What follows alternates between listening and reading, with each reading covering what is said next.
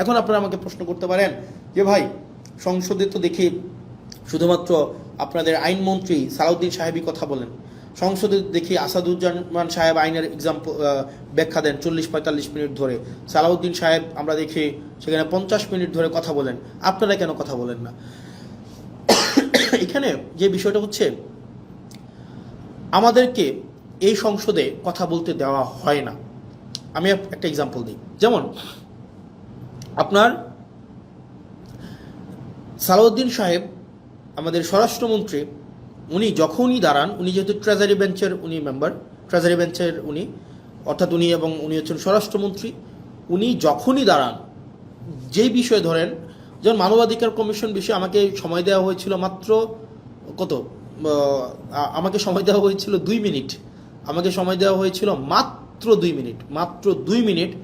আর এই বিষয়ে সালাউদ্দিন সাহেব 40 মিনিট কথা বলেছেন, 40 মিনিট। আমাদের সুপ্রিম কোর্টের সচিবালয়ের বিষয়ে আপনার 8 মিনিট কথা বলেছেন আপনার আক্তার ভাই, আসাদুজ্জামান সাহেব কথা বলেছেন অলমোস্ট 40 মিনিট। তাহলে ঘটনাটা কি দাঁড়ায়? ঘটনাটা দাঁড়ায়, ধরেন কোনো একটা অর্ডিন্যান্সের পক্ষে আমি 5 মিনিট কথা বললাম, 5 মিনিট, এটার বিরুদ্ধে সালাউদ্দিন সাহেব 40 মিনিট কথা বললেন, 40 মিনিট, আপনি 40 মিনিট। এই 40 মিনিটে উনি যদি কোনো অযৌক্তিক কথাও বলেন, সেটাকে যখন আমি আবার দাঁড়াবো যে ওনার অযৌক্তিক কথাগুলোকে খণ্ডন করার জন্য, আমাদেরকে সেখানে কোনো অ্যালাউ করা হয় না। তার মানে আপনি সময় পাচ্ছেন 5 মিনিট আর সালাউদ্দিন সাহেব সময় পাচ্ছেন 40 মিনিট।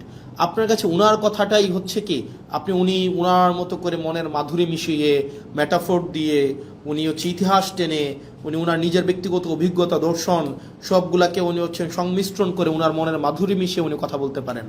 এবং সেই জায়গা থেকে আমাদেরকে সময় দেওয়া হয় 2 মিনিট, এবং রিকোয়েস্ট করে সময় নেওয়া হয় 1 মিনিট, এবং যখনই আবার সময় চাওয়া হয় তখন আমাদেরকে বলা হয় this is not Shahbag square, it's parliament, which is very unfortunate.